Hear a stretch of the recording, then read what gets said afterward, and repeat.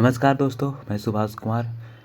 और जो हमारा मैराथन क्लास आता है, मैराथन क्लास, वो उसमें सारे का प्रैक्टिस हो जाता है। शुंग वंश का जितना भी सारे क्वेश्चन है, जैसे शुंग वंश में महाभारत किसने लिखा था, शुंग वंश पतंजलि ने। पतंजलि किसके दरबार में रहते थे, शुंग वंश के दरबार में। सारे क्वेश्चन का प्रैक्टिस हो जाता है, चाहे साइंस हो चाहे कोई भी हो, ऑल एग्जाम्स के लिए जहाँ जीके पूछा जाता है। तो हमारा जो मैराथन क्लास आता है 4 घंटे का 5 घंटे का, तो क्वेश्चन प्रैक्टिस के लिए उससे करें।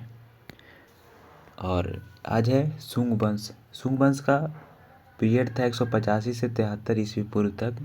ये भारत का पहला ब्राह्मण वंश था। इसके संस्थापक थे पुष्यमित्र शुंग। इसकी राजधानी थी विदिशा। इसने विदिशा राजधानी बनाया था। अयोध्या अभिलेख पुष्यमित्र शुंग का है, उससे जानकारी मिलता है शुंग वंश के बारे में। हिंदू यूनानी शासक था मिनांडर, उसका पराजित किया था पुष्यमित्र शुंग ने। इसके काल में संस्कृत का सर्वाधिक विकास हुआ था। इसने 2 अश्वमेध यज्ञ करवाए थे। इसमें जो पुरोहित थे वो पतंजलि थे। पतंजलि भारत में योग की शुरुआत किए थे, महाभारत की रचना किए थे और संस्कृत व्याकरण की भी रचना किए थे। भरूच का स्तूप का निर्माण पुष्यमित्र शुंग ने करवाया था। इसको खोजा था 1873 में अलेक्जेंडर कनिंघम। अलेक्जेंडर कनिंघम को भारत में पुरातत्व का जनक कहा जाता है। और एक शासक था शुंग वंश का ही वाघभद्र। इसके शासनकाल में हिंदू यूनानी शासक एंटियालकिड्स आया था। इसका राजदूत हिंदू यूनानी शासक एंटियालकिड्स था। इसका राजदूत भारत आया था, हेलियोडोरस। इसने भारत में गरुड़ स्तंभ का निर्माण करवाया था विदिशा के पेशनगर में। इसने भागवत धर्म को भी अपनाया था। इसका अंतिम शासक कौन था, शुंग वंश का देवभूति। एक बार फिर से देखते हैं। शुंग वंश 185 से 73 ईस्वी तक।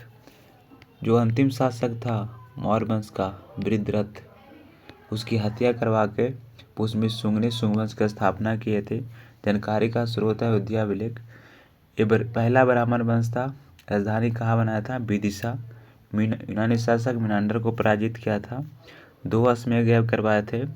पुरोहित था कौन, पतंजलि। महाभारत के लेखक कौन है, पतंजलि। पतंजलि किसके दरबार में रहते थे, पुष्यमित्र शुंग के दरबार में। भरूच का स्तूप किसने बनवाया था, पुष्यमित्र शुंग ने। हेलियोडोरस किसके समय आया था, पुष्यमित्र शुंग के समय। गरुड़ स्तंभ का निर्माण कहाँ कराया था, विदिशा के बेसनगर में। अंतिम शासक शुंग वंश का कौन था, देवभूति।